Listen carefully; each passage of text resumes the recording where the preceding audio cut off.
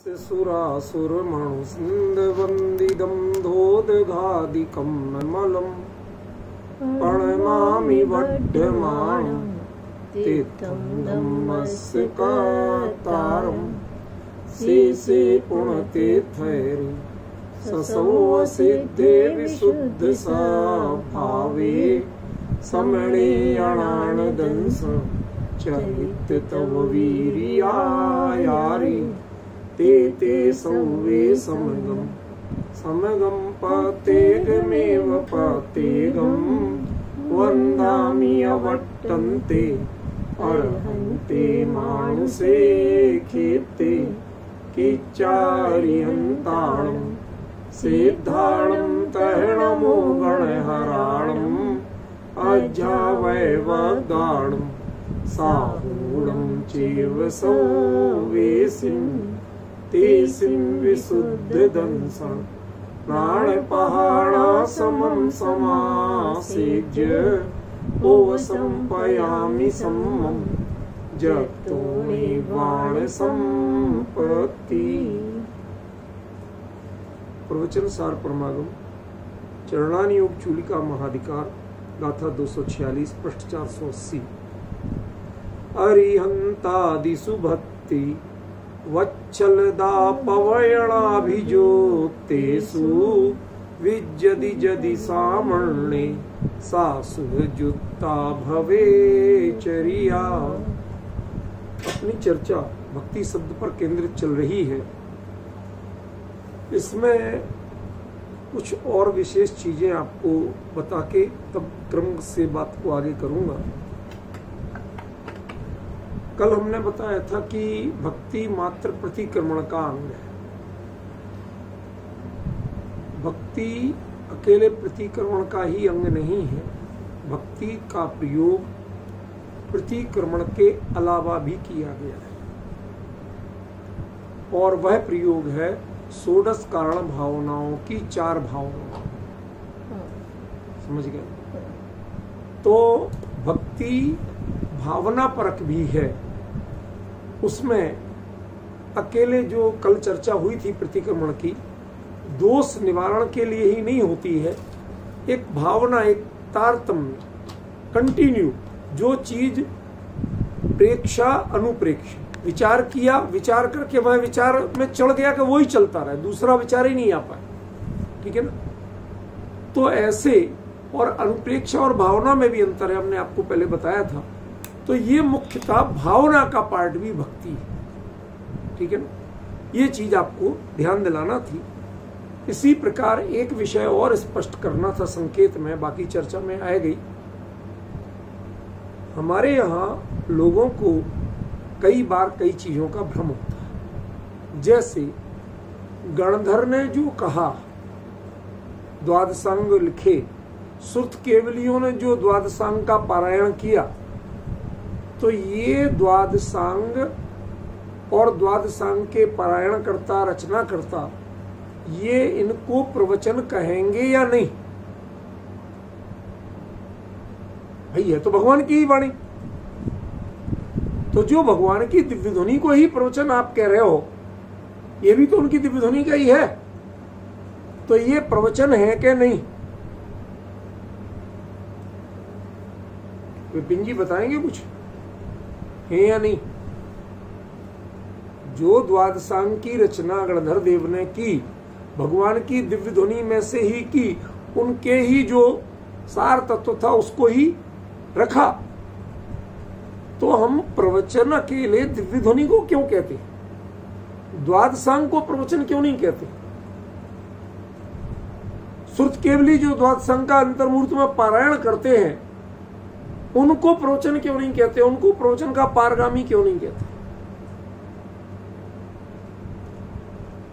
इसका रहस्य खोलता हुआ, षोडश कारण भावनाओं में 2 भावनाएं, एक बहुश्रुत भक्ति और एक प्रवचन भक्ति। 2 है कि नहीं? उनमें जो गणधर आदि द्वादशांग का निर्माण करते हैं, रचना करते हैं, और श्रुत केवली जो पारायण करते हैं, और जो द्वादशांग के पाठक हैं, उन सभी को बहुश्रुत कहा गया। उनके हर वचन को की विनय करना, द्वादशांग के वचन की विनय करना, वो बहुश्रुत भक्ति है। और साक्षात दिव्य ध्वनि सुनकर के उसकी विनय करना, वो प्रवचन भक्ति। इसका मतलब बहुश्रुत में जो कुछ है वह सब प्रवचन नहीं, प्रवचन उससे भी आगे बहुत कुछ होता है। नहीं तो आचार्य ये दो अलग अलग भावनाएं नहीं बनाते।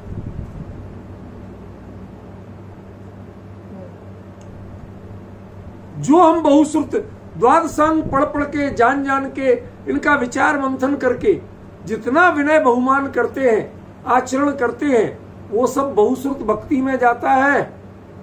लेकिन साक्षात तीर्थंकर के दिव्य ध्वनि सुनकर जो हमारे परिणामों में विशेष परिवर्तन आता है, विशेष अपने हित का बोध होता है, उसको प्रवचन भक्ति कहते हैं।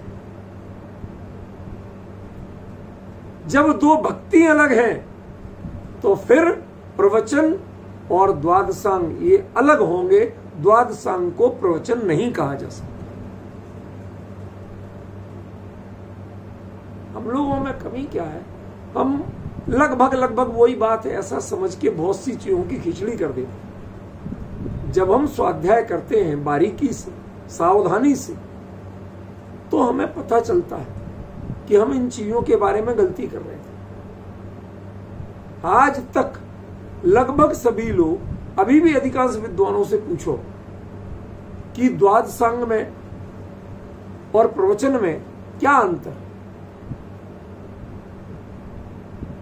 कोई अंतर बताने को तैयार। भाई भगवान की तो वाणी है, दिव्य भगवान की वाणी, तीर्थंकर की धुनि गणधर ने सुनी अंगर चेचुनी ज्ञानमयी, तो वही तो है।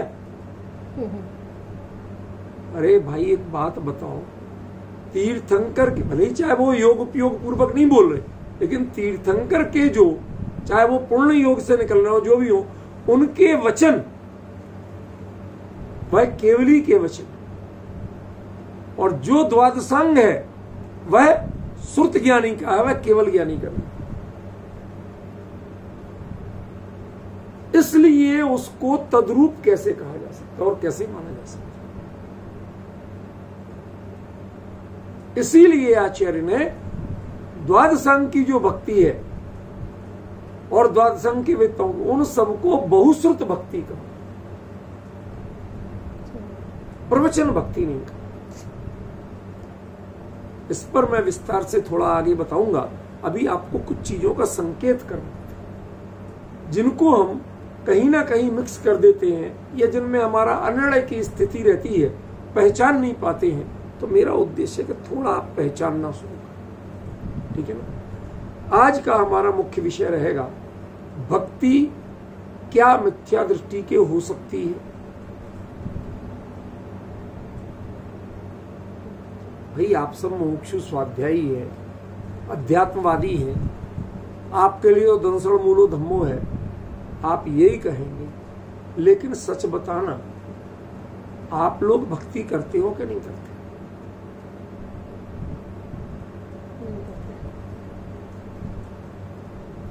अब बोलने में किसी की हिम्मत नहीं करते। तो ये जो कार्यक्रमों में छपता है और कहते हो हम भक्ति करके आ रहे हैं, जिनेंद्र भक्ति का कार्यक्रम है, ये सब जो है ये है क्या?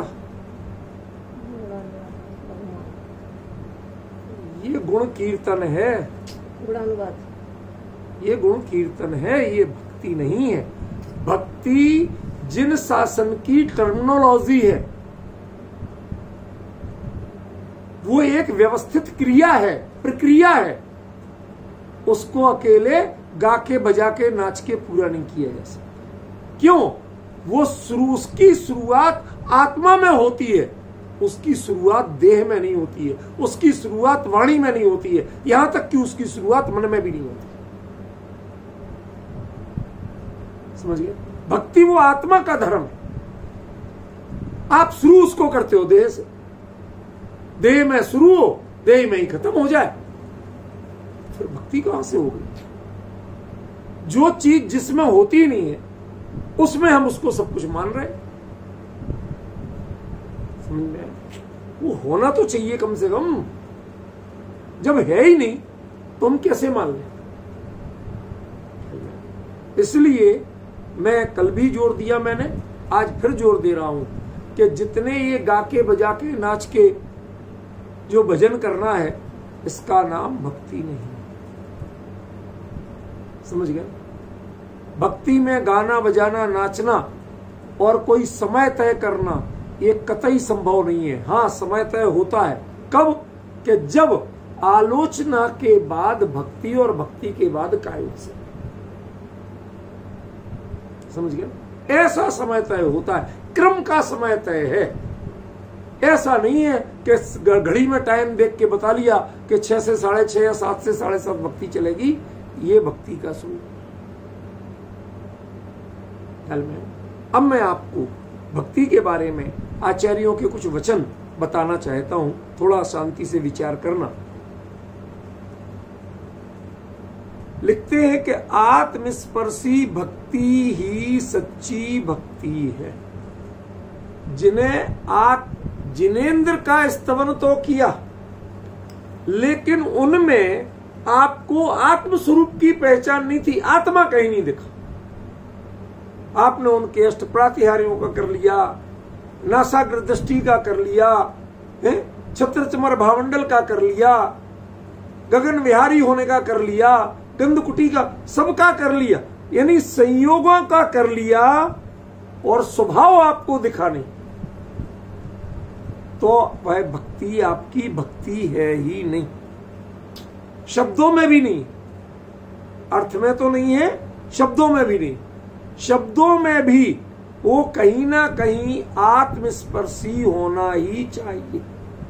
कई बार होता है, कई लोग शब्दों का मर्म नहीं जानते, लेकिन उन्हें चुनना वो चाहिए कि हमें समझ में आए चाहे नहीं आए, लेकिन जब आपको प्रतीत हो कि हाँ भाई ये सच्ची बात है, तो चुनना सच्ची बात को ही चाहिए। समझ में आना या नहीं आना ये बड़ी मुद्दा नहीं। हो सकता है अभ्यास करते करते, विचार करते करते, रोज बोलते बोलते समझ में आ जाए। मैं इसका आपको मर्म बताता हूं।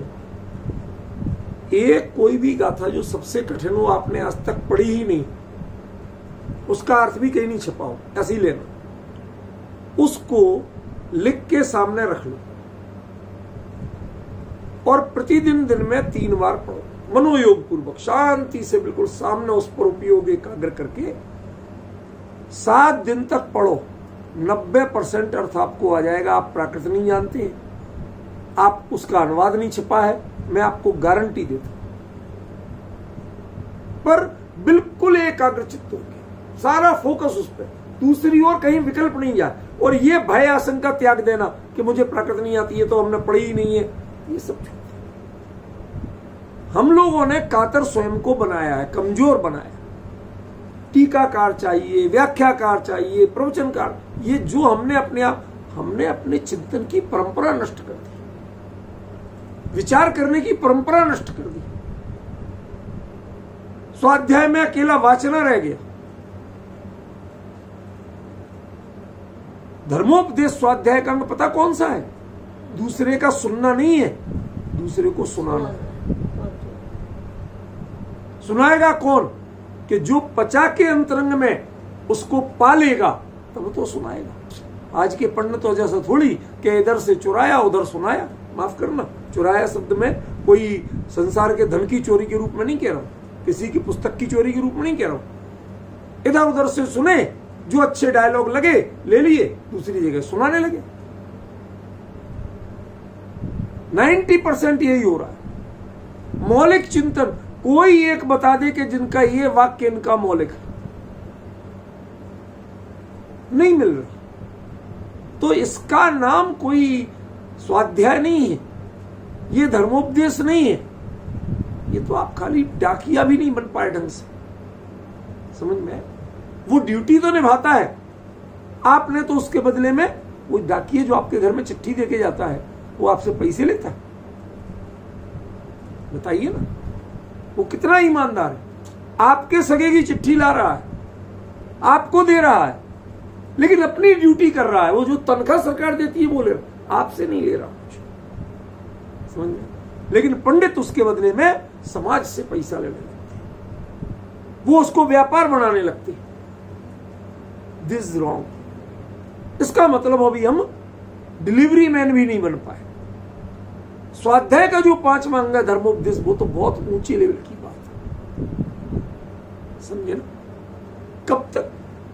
कब तक अकेले पढ़ते रहोगे? अरे वाचना में भी उपयोग यदि आपका शांत चित्त हो के एकाग्र है, एकदम फोकस वही है, मुझे समझना ही है, तो जो भगवान की वाणी है, ज्ञानियों की वाणी है, वो आपको स्वयं समझाएगी।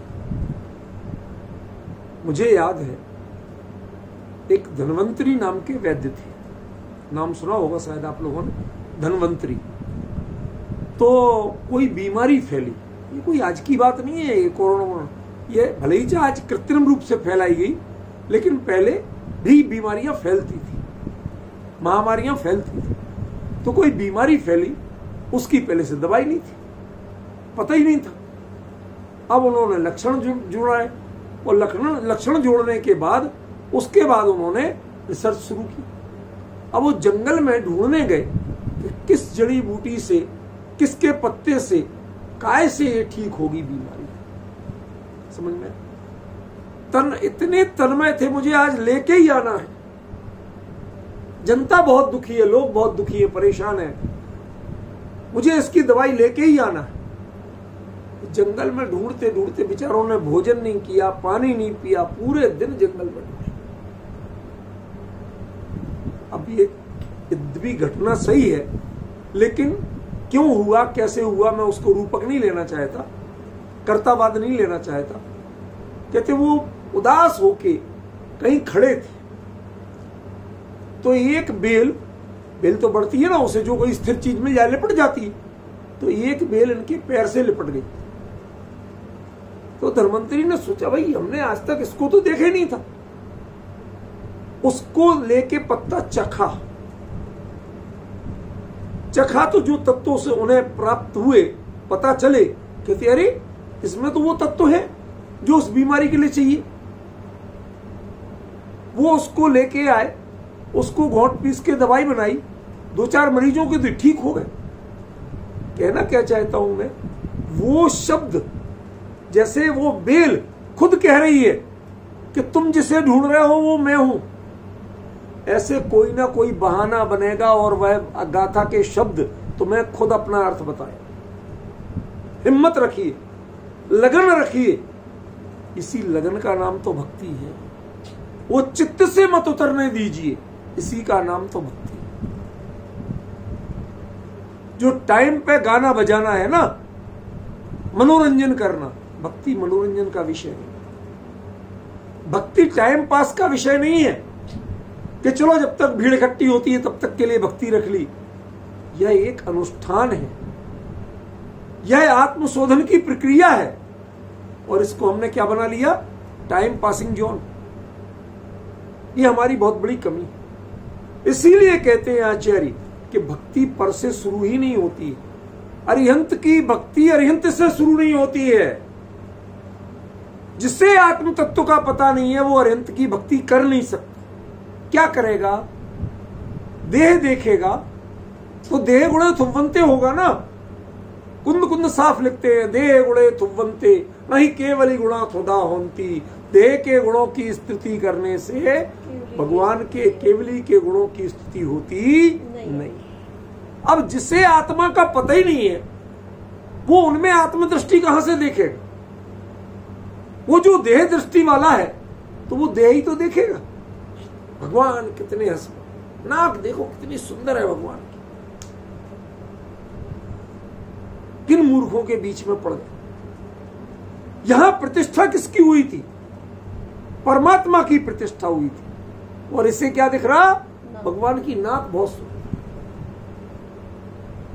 सच बता रहा हूं, ये हमारे यहां बुंदेलखंड में बूढ़ी औरतें जब जाती मंदिर, पुराने लोग, अरे भगवान के देखो क्या चमक थी। क्या हो गया, तुम ढूंढने क्या जाते हो तुम, ये तो बताओ। तुम्हें वीतरागता नहीं दिख पाई, आत्मदृष्टि नहीं दिख पाई, अकर्तृत्व नहीं दिख पाया, क्या दिखा? नाक बहुत सुंदर थी, गाल कैसे चमक रहे थे, कैसे घुंघराले बाल थे, ठुड्डी तो देखो इतनी मोहक थी कि आंखें नहीं हट रही थी। क्या कहते हो आप? ये भक्ति नहीं है, ये आपकी विषय वासनाएं बोल रही हैं, ये आपकी देह दृष्टि बोल रही है, भक्ति नहीं है। जिससे आत्मदृष्टि नहीं है वो जिनेंद्र में भक्ति के योग्य पात्रता, भक्ति के योग्य गुण ढूंढ ही नहीं पाएगा। और जिसे गुण ही पता नहीं है वो भक्ति क्या करेगा? शब्द रटने से, वीतराग सर्वग रटने से भक्ति नहीं होती। समझ में? शब्द शास्त्र के ले लिए और आपका उपयोग दूसरी देह पर रिझा हुआ है, साधनों पर रिझा हुआ है, संयोग की सामग्री पर रिझा हुआ है, तो ये भक्ति नहीं। समझ? थोड़ा विचार करना पड़ेगा। नियम सार में टीकाकार आचार्य जयसेन नियम सार के पद्म प्रबलधारी देव वो क्या लिखते हैं? निज परमात्म तत्व, 134वीं गाथा का टीका है, निज परमात्म तत्व सम्यक श्रद्धान अवबोध चरणात्मकेषु शुद्ध रत्नत्रय परिणामेषु भजनम भक्ति इत्यर्थ। उन परिणामों को जानना नहीं, भजना। जैसे रस्सी भजते हैं, वो बल पड़ के रह जाते हैं, फिर कितने ही खोल दो वो बल नहीं हटते, ऐसे ही परिणामों से वो भक्ति हटे नहीं। समझ में? आज जब मैंने शाम को कल के उस वाक्य को लिख के डाला स्टेटस पे जानबूझ के, हमें अपने स्वाध्यायियों, मुमुक्षुओं, जैनों से नहीं, लेकिन नॉन जैन्स ने कम से कम 17 लोगों ने 5 मिनट में कमेंट्स किए, कहते भाई साहब ऐसा हमने भक्ति का स्वरूप आज तक नहीं सुना। समझना पड़ेगा। उनको तो विचारों को मिलती नहीं ये बातें, आपको जिनको मिलती नहीं उन्हें मिलती है, उन्हें पचती नहीं। पचती हमें वही है देह दृष्टि, संयोग दृष्टि। एक चमत्कार बता दो तुरंत समझ में आ जाएगा, वहां भगवान को जाने में, चढ़ाने में, सब में मजा आने लगेगा, हृदय में होश लगेगी, चलो भाई हमारा भी कुछ नंबर लग ही जाएगा। ये भोगों के भिखारियों को भक्ति कैसे समझ में आएगी? भक्ति भिखारियों का विषय नहीं है। भक्ति आत्म तत्व के धनी जो हैं, जिन्हें आत्मस्वरूप के गुणों की पहचान है और उन गुणों के विकास के, उनके परिणति में, पर्याय में, उनकी परिपूर्णता के लिए जिनके उत्साह है, पौरुष की ललक है, उनके जीवन में भक्ति होती है। दूसरों के सामने कटोरा लेके मांगने वालों की भक्ति नहीं होती।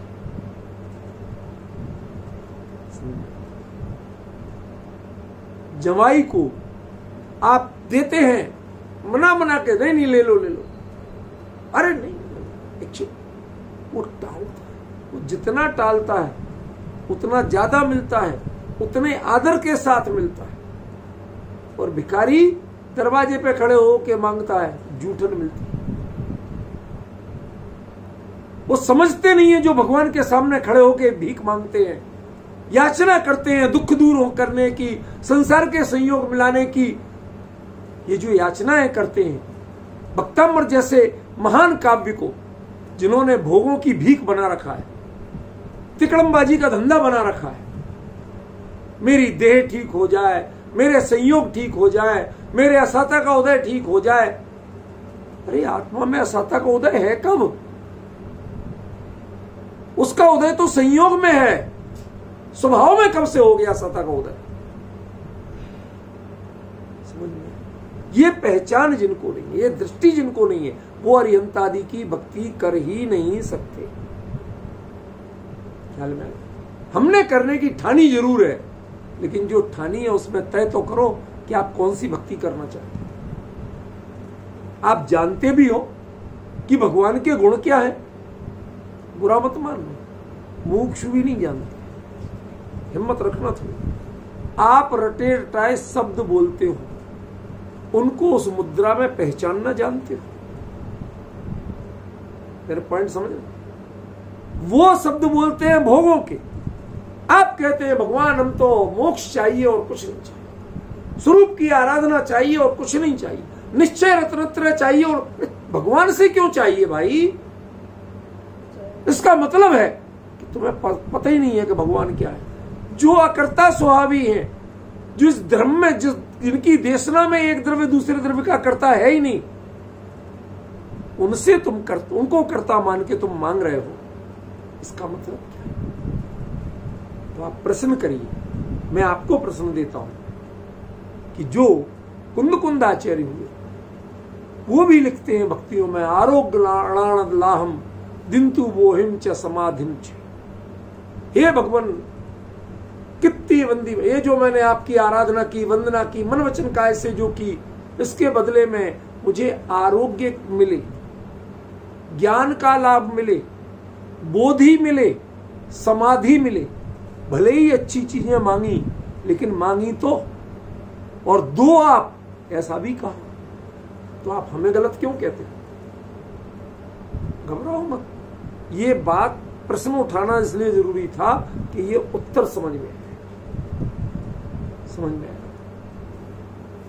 आप दे, ये व्यवहार भक्ति की भाषा हो सकती है, लेकिन मैं मांगू, ये अज्ञान की मान्यता हो सकती है, ये मिथ्यात्व की मान्यता हो सकती है। शिष्टाचार में लोक व्यवहार के शब्द बोलना एक अलग चीज है।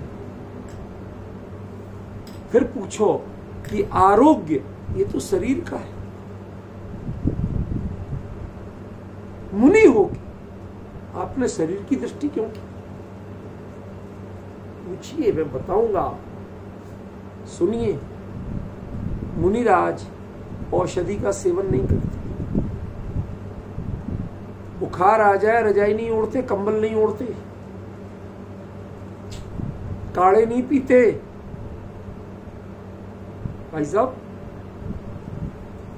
मुनि धर्म निर्दोष चले, साधना निर्दोष चले, उन्हें किसी के सामने कमजोर नहीं पड़ना पड़े, इसलिए सबसे पहले वो भावना करते हैं, कामना नहीं, भावना। वो भगवान से नहीं मांगते हैं, अपनी भावना से अपेक्षा करते हैं कि तुम इतनी प्रबल बनो कि मेरे जीवन में आरोग्य बना रहे, मेरी चर्या किसी भी कारण से, देहादि के कारण से कहीं कमजोर न हो, मुझे इनके सामने सरेंडर नहीं करना। समझ में आया? आप लोगों के लिए बीमारी से निपटना बहुत आसान है, पर जो सच्चे मुनिराज हों, कोई भी बीमारी आ जाए तो क्या करेंगे? वो किससे मांगने जाएंगे? किसको हाथ दिखाएंगे? बताइए, कहां जांच कराएंगे? करा सकते हैं क्या? नहीं। आज तो अस्पतालों में भर्ती हो गए, ड्रिप सब लोग, है ही नहीं, ये मुनि धर्म में है ही नहीं। इसे शिथिलाचार भी नहीं कहा जा सकता, सिर्फ अनाचार है, सिर्फ अनाचार है, क्योंकि मुनि धर्म में ऐसी कोई छूट है ही नहीं।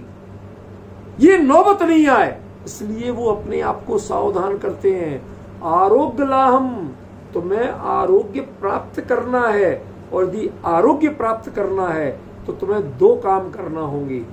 एक, इंद्रिय की लालसा, विषयों की लालसा नहीं, और दूसरा, शरीर से श्रम करने में कमी नहीं करना।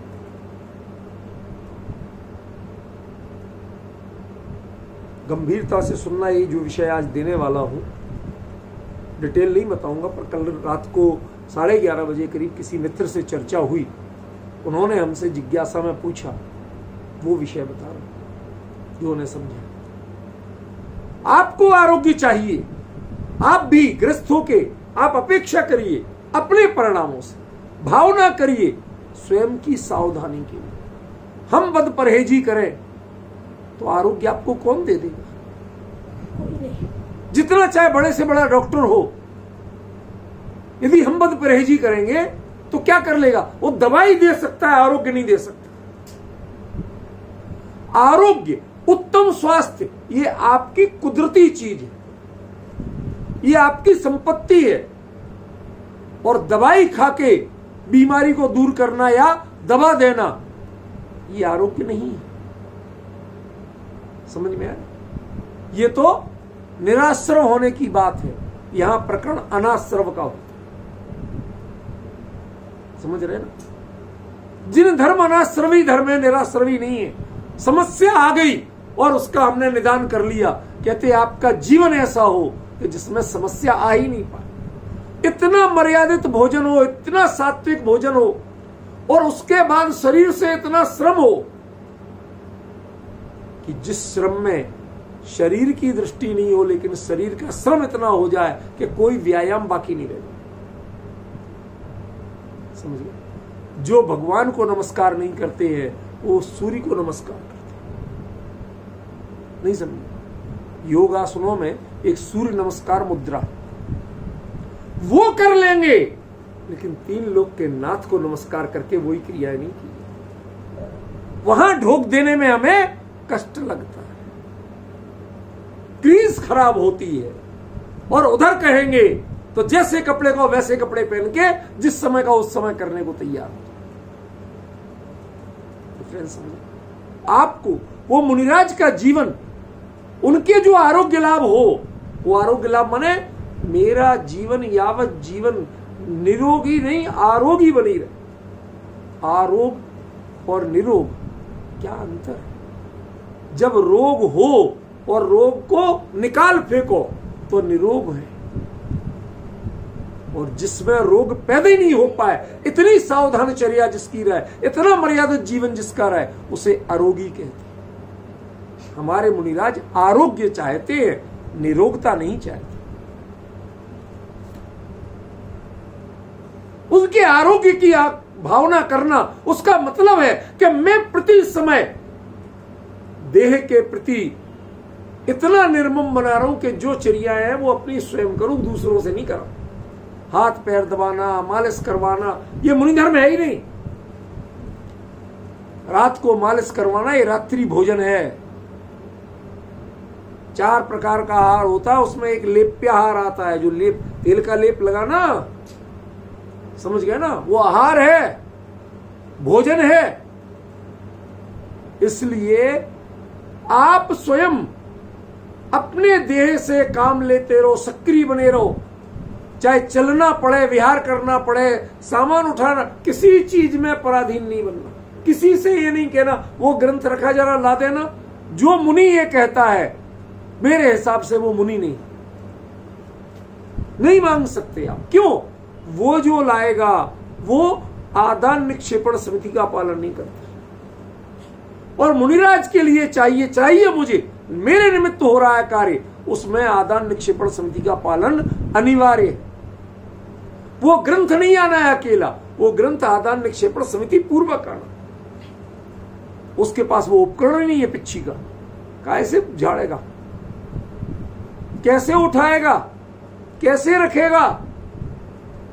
भाई साहब, आपके उठाने रखने के हाथ यही होते हैं, लेकिन इन हाथों में कैसे अंतर पड़ता है मैं बताऊं।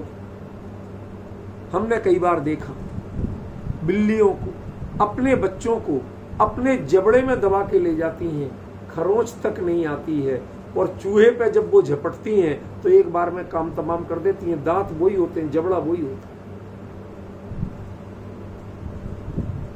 अंतरंग परिणामों की वृत्ति वो कहां से लाओगे? हाथ तो यही होंगे श्रावकों के, लेकिन आदान निक्षेपण समिति की करुणा उन हाथों में कहां से भरोगे?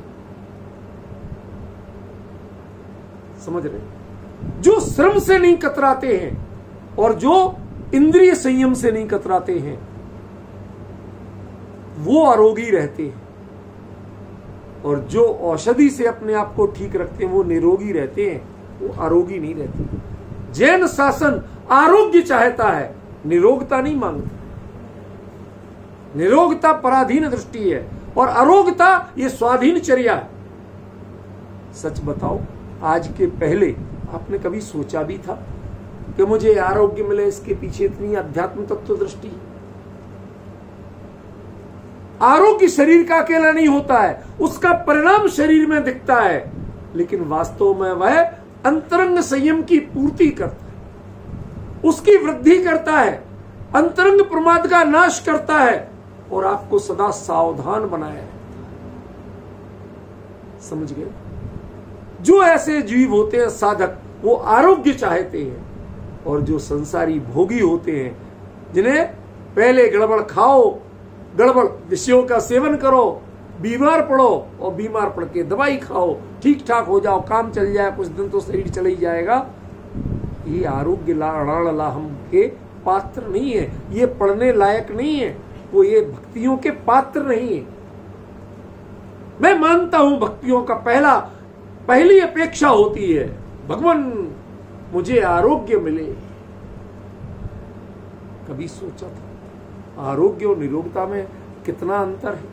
वहां अनाश्रम और निराश्रम में अंतर समझ में नहीं आ रहा था, आज आरोग्यता और निरोगता में अंतर समझ में नहीं।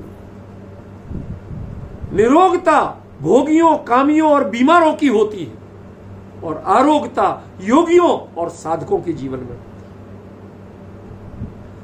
जिसे किसी साधना की अपेक्षा नहीं है, साधन की अपेक्षा नहीं है, बल्कि साधना से आरोग्यता मिलती है और साधनों से निरोगता मिलती है।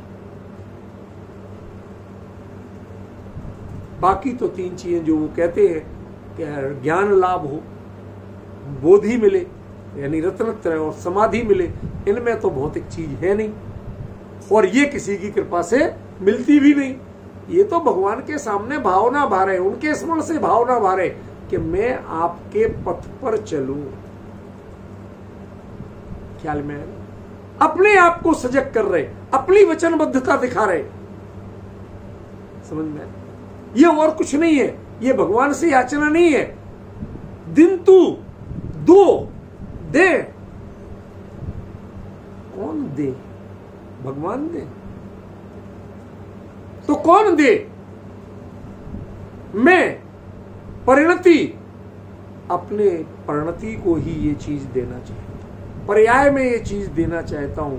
यदि आपको पता है एक संलेखना, नियम संलेखना होती है, एक यम संलेखना होती है, एक 12 साल पहले शुरू होती है। माने जब शरीर में रोगों की उपस्थिति का काल आता है, उस समय से वो साधक, अभी मरना नहीं है, देह नहीं छूटना, उसके बावजूद वो साधक करता क्या है? वह अपने आहार, इंद्रिय वृत्ति, इन सबको इतना मर्यादित कर लेता है कि रोग हो ही न पाए। ये आरोग्य लाभ, ये एक तरह की संलेखना का पार्ट है, ये संलेखना का स्वरूप है, समझ गए ना? और संलेखना भीख नहीं, संलेखना एक साधना है, समझे? आरोग्य का लाभ हो, ज्ञान का लाभ हो, ये लाभ हो। जैसे हम स्वास्थ्य के लाभ की बात करते हैं, वो स्वास्थ्य के लाभ की बात नहीं की, स्वास्थ्य का लाभ निरोगी करते हैं। जब बीमार नहीं होगे तो स्वास्थ्य लाभ कैसे करोगे? समझे? वो आरोग्य लाभ की बात करते हैं, वो स्वास्थ्य लाभ की बात नहीं करते, वो निरोगता के लाभ की बात नहीं करते। ये जिन शासन, इन चीजों को हमने पहचाना नहीं, इन शब्दों की गहराई को पहचाना नहीं। हमें यही लगता आरोग्यता माने निरोगता, बीमारी ठीक हो जाए, बीमार नहीं हो हम बार बार। साधु बीमार होता ही नहीं, और जो बीमार हो जाए वो साधु नहीं। क्यों? तुमने दो में से एक न एक चीज की होगी, या तो श्रम में गड़बड़ी की होगी और या इंद्रिय विषयों में गड़बड़ी की होगी, अन्यथा आपके बीमारी का कोई प्रश्न ही नहीं उठता। जो मुनि धर्म है वो अरोगता की गारंटी देता है, निरोगता के लिए मुनि धर्म नहीं। बीमारी आ जाए तो कराओगे कैसे इलाज? किससे कराओगे? क्या खाओगे? अनुद्दिष्ट आहार का नियम टूटेगा, मुनिचर्या भंग होगी, इसलिए वो काम करते ही नहीं। उनके जीवन में आरोग्य लाभ की बात है। आरोग्य लाभ ये भक्ति का अंग है और निरोगता ये सब कायरता का अंग है। समझ गए? ये मुनि धर्म के विरुद्ध आचरण है। जो निरोगी होते हैं और जो आरोगी रहते हैं वो मुनि धर्म के अनुकूल आचरण करते हैं। उस शब्द की गहराई को पहचान। आचार्य ने क्या कहा? शुद्ध रत्नत्रय आदि प्रणामेषु भजनम भक्ति। जो शुद्ध रत्नत्रय के प्रणाम मेरे चित्त पे ऐसे चढ़े रहे कि कोई भी अनुकूल प्रतिकूल उपसर्ग आदि की स्थिति हो, परिचय आदि की स्थिति हो, वो परिणाम मेरे चित्त से उतरे ही नहीं। समझ में? वो भजे रहे। जो ससुराल का एरिया वहां का भजना मत समझ, वहां बड़ा भ्रष्ट है। वहां भजना माने भजना नहीं होता, भागना होता। वो तो भज गए माने भाग गए, पलायनवाद है वहां। यहां पर जन शासन में पलायनवाद नहीं, समझे। यहां तो भजना माने बिल्कुल ऐसे रच पच जाना कि किसी भी अविभाग प्रतिच्छेद तक देखो, किसी भी परिणाम में देखो, उससे विपरीत परिणाम मिलेगा ही नहीं। समझ गए, बहुत गंभीर बात है। सर्वे शुद्रत्र भक्ति कुर्वन्ति। कौन सर्वे? कहते मुनिराज तो करते ही हैं, श्रावक भी करते हैं। कहां करते हैं? वो लिखते हैं एकादश पदेषु श्रावकेषु। अब जरा मूल के एक शब्द पढ़ेंगे, वो थोड़ा अब आपको दृष्टांत ज्यादा नहीं मिलेंगे, थोड़ी मूल चीज सुनने की आदत डालिए। सुनिए क्या कह रहा हूं। एकादश पदेषु श्रावकेषु, श्रावक की 11 प्रतिमाएं, उनमें भी क्या व्याप्त है कि निश्चय शुद्ध रत्नत्रय व्याप्त है। वो 11 प्रतिमाओं के माध्यम से शुद्ध रत्नत्रय की भक्ति करते हैं। और मुनिराज भी यही करते हैं। कहते साधना का मार्ग यही है, ये संसार का मार्ग नहीं है, ये मोक्ष का अंतर। समय सार की तात्पर्य वृत्ति टीका में लिखते हैं 173 से 176 गाथा की टीका में, भक्ति पुनः वीतराग सम्यक दृष्टि नाम शुद्धात्म तत्व भावना रूपा। जो सम्यक दृष्टि है उनके वीतराग तत्व की भावना रूप जो होती है उसका नाम भक्ति है। आप में राग की भावना रहे और भगवान वीतरागी रहे तो ये वीतराग की भक्ति हुई कैसे? आपका भी राग घटे और मिटने की ओर बढ़े, वैराग्य और वीतरागता की ओर बढ़े आप, तब तो वो भक्ति हुई। वीतरागी की भक्ति वैराग्य से हो सकती है। आप सीधे वीतराग नहीं बन गए, लेकिन भक्ति ही तो है ना, भी उनसे छोटी भूमिका है ना, तो भी वो वैराग्य से हो सकती है, अकेले राग से नहीं हो सकती। आप भगवान का राग करते हो, उनके प्रति भगवान से वैराग्य नहीं करना, लेकिन उनसे जब भक्ति करो, उनकी भक्ति करो, तो उनके गुणों का अनुवाद करो, तो आपको संसार शरीर और भोगों से वैराग्य जगना चाहिए। वहां आपकी रुचि शिथिल पड़ना चाहिए, ये नाग के बंधन टूटना चाहिए, नाग पास टूटना चाहिए, अन्यथा आपने मोर की टंकार सुनी नहीं है। ये भक्ति तो मोर की टंकार है, जिसके बाद ये नागपाश टूटते ही टूटते हैं, ये नागपाश शिथिल पड़ते ही पड़ते हैं। यदि ये नागपाश बना हुआ है, इसका मतलब अभी ज्ञानियों की वाणी रूपी मोर की टंकार वो आपके कानों में गूंजी नहीं। अंतर समझिए। सुनिए आगे क्या कहते हैं नियम सार में। जो जीव, मैं जानबूझ के मूल गाथा नहीं ले रहा हूं, प्राकृत में है, मोक्ष गयम पुरिषाणम गुण भेदम जान यूण ते सिंपी जो कुणदि परम भक्तिम व्यवहारणेण परिकहियम। यहाँ तो व्यवहार की बात नहीं है, यहाँ तो नय की ही बात नहीं है, वास्तविकता की बात है। वहां नियम सार में व्यवहार ऐसे क्या, किसको भक्ति कहा? मोक्ष गयम पुरुषाणम, जो मोक्ष को जब प्राप्त हो चुके, ऐसे पुरुषों के ध्यान रखना। लोग बहुत कहते हैं, एक बार हमारे एक श्वेतांबर बहन है पूना की, वो कहने लगी आप लोगों में दिगंबरों में एक बहुत गड़बड़ी, स्त्रियों से क्यों इतनी चढ़ते, हर जगह पुरुष पुरुष लगाते, मोक्ष जाएंगे तो पुरुष। तो मैंने उनसे कहा पुरुष शब्द पुरुषार्थ के लिए लगाते हैं, पुरुष लिंग और स्त्रीलिंग के लिए नहीं लगाते। क्यों? मोक्ष तो पुरुषार्थ का काम, कायरों का काम है ही नहीं। जो जरा सी परिस्थिति, जरा सी प्रतिकूलता में कांप जाए, डर जाए, पीछे हटने लगे, वो पुरुष है कहां? हर स्थिति में डटा रहे और आगे बढ़ता जाए, जीत के ही आए, वही पुरुष। ये पुरुषार्थ का वाची है, इसमें पुरुष लिंग और स्त्रीलिंग का वाची नहीं है। मोक्ष गयम पुरुषाणम गुण भेदम जाने, उनका गुण भेद जानकर। रूपल बहन, मोक्षगत जीवों के, पुरुषों के, पुरुषार्थियों का क्या गुण भेद जान? ज्ञान, दर्शन, सुख, वीर, यही ये सब अनर्थ है, टोटल अनर्थ है। मैंने कई पंडितों के सुने इस गाथा पर व्याख्यान, गुण भेद जान। अरे यहां गुण भेद का अर्थ कुछ और है। उनके गुणों की भेद माने विशेषता, वीतरागता की विशेषता, सर्वज्ञता की विशेषता, समझ में है ना, अनंत बल की विशेषता, अनंत सुखी कैसे हैं। एक साधन का अवलंबन नहीं लेते, एक पदार्थ का पर का अवलंबन नहीं लेते, फिर अनंत सुखी के। हमें पर के बिना सुख मिलता ही नहीं, चैन पड़ती नहीं, और वो किसी पर का सेवन नहीं करते, उसके बावजूद अमर सुखी। इनकी गुण भेदम, इनकी इन विशेषताओं का मर्म जानो। अब आचार्य ने गुण भेदम शब्द लिख दिया तो हमने वही ज्ञान दर्शन सुखबीर गुण भेद जानो। क्या क्या अनर्थ है, समझिए। गुण भेदम जानियूण तेसिम्पी, उनका भी जो कुरदि परम भक्तिम, उनमें जो परम माने उत्कृष्ट है, जो तुम एडॉप्ट कर सकते हो। ध्यान रखना, दुनिया में सबसे कीमती, सबसे बढ़िया चीज कौन सी होती है? बताओ विपिन जी, दुनिया में सबसे बढ़िया चीज कौन सी होती है? दुनियादारी के, धर्म के हिसाब से नहीं पूछ रहा, दुनियादारी के हिसाब से,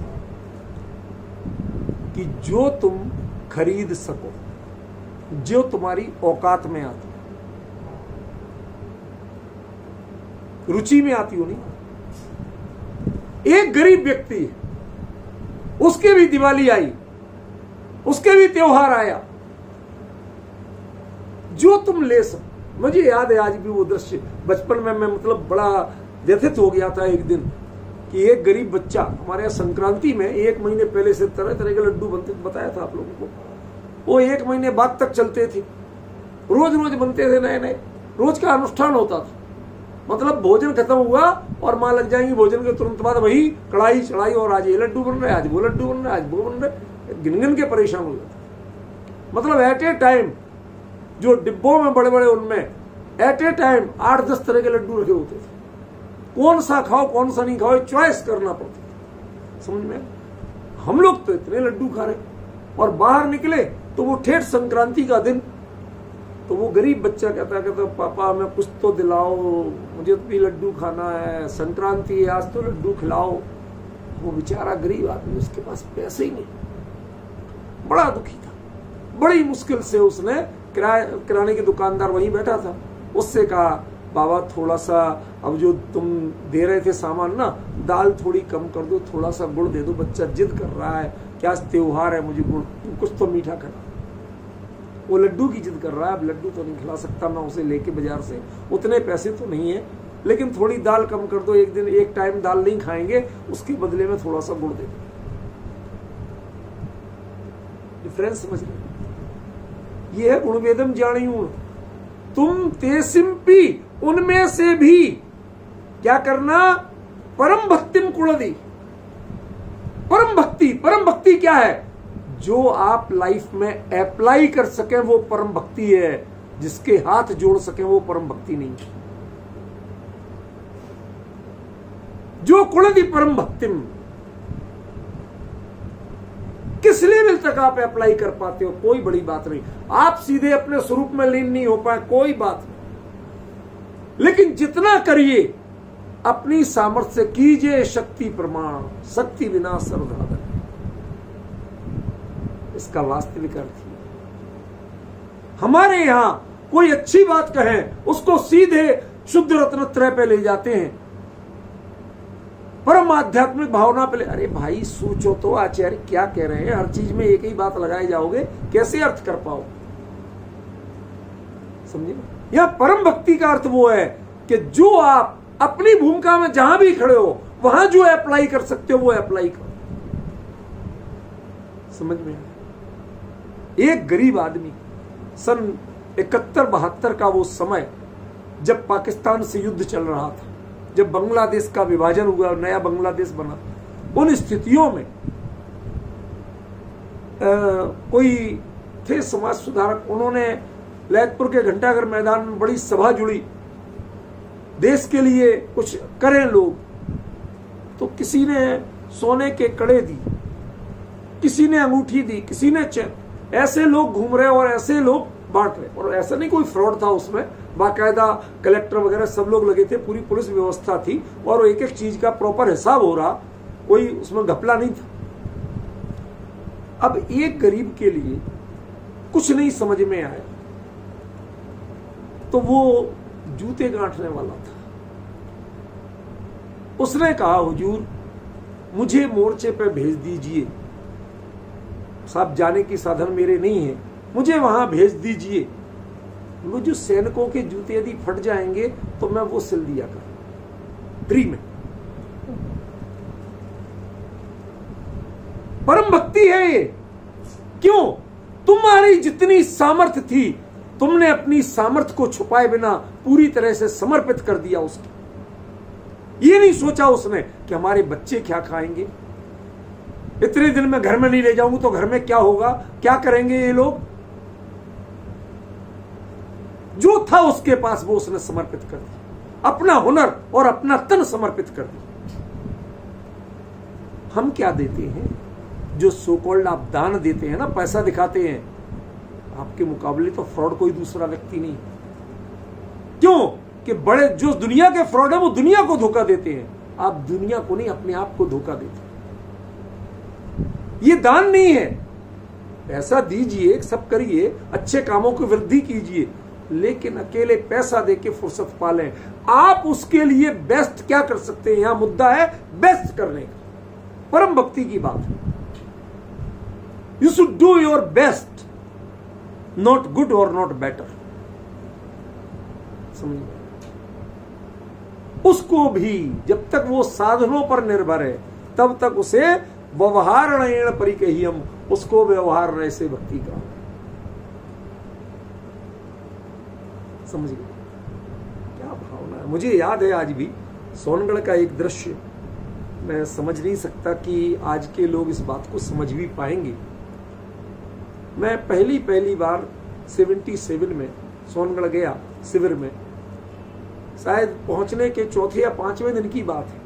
मेरे लिए तो एक साधारण परिवार का और सामान्य परिस्थितियों का बच्चा, 13-14 साल का था उस समय, तो मैं तो वो सब वैभव और ये सब चकाचौंध देख के दुबका सा चुपचाप रहता था, शांति से सुनता था, लेकिन दिमाग बहुत दौड़ाता था। तो वहां क्या हुआ कि बाबू भाई जी गुरुदेव के स्वाध्याय के बाद खड़े होते थे, जो कुछ भी दान राशि आए उसको 2 मिनट का समय, 2 मिनट तर निपटा दिया। 1 लाख रुपए इनके, 50,000 रुपए इनके। अब ये निर्देश था उन्हें भी कि यदि कोई 5 रुपए भी दे तो आप बताओ, छोटी रकम को छुपाओगे। तो सचमुच में किसी ने, हमारे बुंदेलखंड का था कोई गरीब जैन श्रावक, उसने 5 रुपए दिए तो कुछ लोग हंस पड़े। लाखों का जहां खर्च है, लाखों, इतना भव्य कार्यक्रम है और उसमें 5 रुपए दे रहा है। गुरुदेव उस समय तो स्वाध्याय पूरा तो कुछ नहीं बोले। दोपहर के स्वाध्याय में उन्होंने जो खींचा कि लोगों के, उसके बाद लोगों की हंसी फूटना बंद हो गई स्वाध्याय के और कार्यक्रम के बीच में।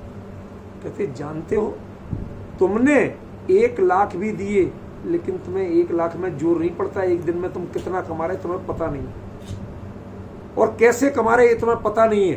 तुम्हारी यदि पोलें खोली जाए कि तुम कैसे कैसे अन्याय नीति से कमा रहे तो पता चल जाए सारा कुछ। उस व्यक्ति ने, वो कहते, मैं जानता हूं इसको, ये फुटपाथ पर बैठ करके घर में कुछ कपड़े सिल के बेचता, कट पीस के कपड़े लाता है सस्ते और उनको सिल के बेचता है।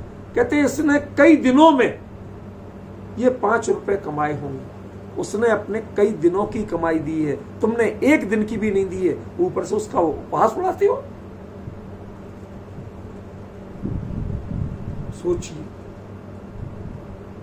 क्या समर्पण किया और किस भावना से किया। उसको भले ही वो व्यवहार है, वह व्यवहार भक्ति है, लेकिन व्यवहार भक्ति में परम भक्ति करना, सर्वस्व न्यौछावर करना, यू डू योर बेस्ट, जो तुम कर सकते हो वो अपनी ओर से बेस्ट करना, दुनिया का दिखावा मत करना। समझ में आया? एक एक शब्द को देखिए, मेरे से अपेक्षा मत करना, या तो मैं विषय लूंगा तो मैं तो जरा शांति से, तसल्ली से, मेरे अंदर की तृप्ति तक चलाता हूं मैं आपके लिए। कोई आप कितने दिन लग जाएंगे मत पूछना मेरे से, मुझे खुद पता नहीं कितना समय लगेगा। समझ में आया? आप तो आनंद लीजिए उसका, वो बात है। ये सब जिनवाणी की बात है, कहीं और की बात नहीं हो रही। और ये जब पूरी क्लियर हो जाएंगे तब आपको पता चलेगा हिंतादि सुभक्ति का अर्थ क्या है। ख्याल में देखिए, अभी थोड़ा सा समय है 4-5 मिनट का। उसके बाद क्या कहते हैं आचार्य देव, भक्ति पुनः सम्यक्त्वम वर्ण्यते। समय सार की तात्पर्य वृत्ति टीका आचार्य मृत्यु जैसे देव क्या लिखते हैं, भक्ति पुनः सम्यक्त्वम वर्ण्यते। आपके हृदय में यदि सम्यक्त हो गया, आपके परिणाम सम्यक्त के हो गए, और आप किसी के हाथ नहीं भी जोड़ रहे हैं, कदाचित सामने कोई आराध्य नहीं है, अरिहंत आदि नहीं है, कहीं भी बैठे हो आप, कुछ भी कर रहे हो, लेकिन हृदय में सम्यक्त है, तो आपके जीवन में भक्ति है। सोचिए, एक भावलिंगी संत, सत्य महाव्रती संत, वो कह रहे हैं भाई कुछ तो भरोसा करो। समझिए, ये कोई सोनगढ़ियों की बात नहीं है, ये कोई कांजी स्वामी की बात नहीं है। वो यद्यपि यही सब कहते रहे सारे जीवन, ज्ञानियों के विरुद्ध उन्हें एक शब्द नहीं बोला, लेकिन लोग चिड़चिड़ के अपने करते रहे। लेकिन ये तो देखो, ये आपके लिए जयसेनाचार्य देव तात्पर्य वृत्ति टीका समय सार की 173 से 176 गाथा। सब भक्ति पुनः सम्यक्त्वम वर्ण्यते। यदि सम्यक्त तो नहीं है तो तुम लाख झांझ मजीरा बजा लेना, तुम मिरासी हो सकते हो। जानते हो मिरासी किसे कहते हैं? ये उर्दू शब्द। आप दुबई रहते हो तो भी नहीं जानते। ये भी तो जलते हैं, मिंड कमल की तरह रहते हैं। नहीं, मैं दूसरे अर्थ में बोल रहा हूं। सुनो, मिरासी माने जो दो तरह के होते हैं। एक तो होते संगीत के साधक, आराधक, नई नई धुनें निकाले, कुछ आविष्कार करने वाले, वो विद्वान के रूप में। और दूसरे मिरासी वो कहलाते हैं कि जो कोई भी एक आध बाजा बजाना आ गया, उसको बजाते हुए दे दाता के नाम तुझको अल्लाह, ये मिरासी हो गए। जो उसका व्यापार करते, धंधा करते, आजीविका का साधन बनाते, ऐसे ही जो जिनवाणी को आजीविका का साधन बनाते, सब मिरासी हो गए। समझ गए? सोचिए, परम सौभाग्य से मिला, वीतरा कुल जिन धर्म मिला, इसमें तुम्हारी शान है। भक्ति पुनः सम्यक्त्वम वर्ण्यते। जीवन में सम्यक दर्शन की ओर कितने कदम बढ़ाए, शास्त्र ज्ञान के कितने कदम बढ़ाए, ये इंपॉर्टेंट नहीं है। सम्यक दर्शन की ओर कितने चले हो, कुछ तो बताओ भाई। दुनिया में दूल्हा बनने के लिए सारी चीजें, एक एक चीज जुटाते हो, कितने काम हो गए, लिस्ट में कट करते हैं। क्यों अमित जी?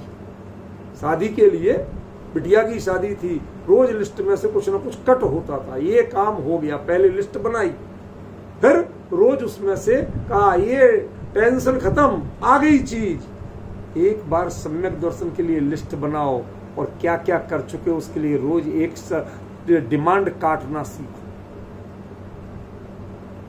भाई साहब, पता चलेगा कि आप वाकई में सम्यक की ओर बढ़ना चाहते हैं। जब बात बनते हो और बिटिया का विवाह करना चाहते हो, तो आपकी लिस्टें बनती हैं, उसके प्रति डेली अटेंशन रहता है।